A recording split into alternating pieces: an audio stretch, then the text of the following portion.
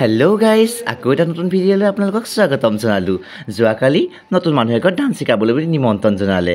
তাকে মই আৰু শশাংকৰ মায়েৰে আহি আছোঁ। আহি মানুহঘৰ পালোহি। দেখিলোঁ 70 বছৰীয়া এগৰাকী আইতা বহি আছে। আইতা ককাহঁতক দেখা পালেতো আমাৰ মনটো বৰ ভাল লাগে ন? আপোনালোকৰ ভাল লাগেনে বাৰু? তাকে আইতাৰ লগত দুআষাৰ কথা পাতোঁ বুলি বহি ল'লোঁ। আইতাই আকৌ আগৰ দিনৰ কথাবোৰ উলিয়াই আমাক হহুৱাই আছে। মই আৰু শশাংকই তললৈ মুখ কৰি খালি ভেবেগা লাগি কথাবোৰ শুনিয়ে আছোঁ। মায়েৰে আকৌ মোবাইলটো উলিয়াই ফুচ ফুচকৈ হাঁহি কথাবোৰ শুনি আছে। আইতাই আকৌ পুৰণা দিনৰ কথাবোৰ শেষ নহয়। মই আকৌ আহিছিলোঁ মেইন কাৰণটো ডান্স শিকাবলৈ বুলি। মইতো সেই কথাটো আইতাৰ কথা শুনি পাহৰিয়ে গৈছিলোঁ।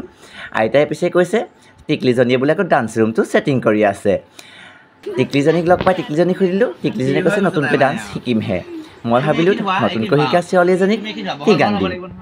মই এটা অসমীয়া গান বিচাৰি দুটামান সহজ ষ্টেপ দিম বুলি তাকে গান চিলেক্ট কৰি পাই গ'লোঁ। এইখন দেশ মোৰ দেশ সেইখন অসম দেশ, সেই গানটো বিচাৰি ল'লোঁ। তাকে মই দুটামান ষ্টেপ শিকাবলৈ বুলি চেষ্টা কৰিলোঁ। চাওকচোন ডান্সৰ ষ্টেপটো কেনেকুৱা হৈছে। লগতে আকৌ টিকলিজনীও জঁপিয়াই আছিল, তাইও বুলি নাচে। জেগাকণ কিন্তু বহুত সৰু।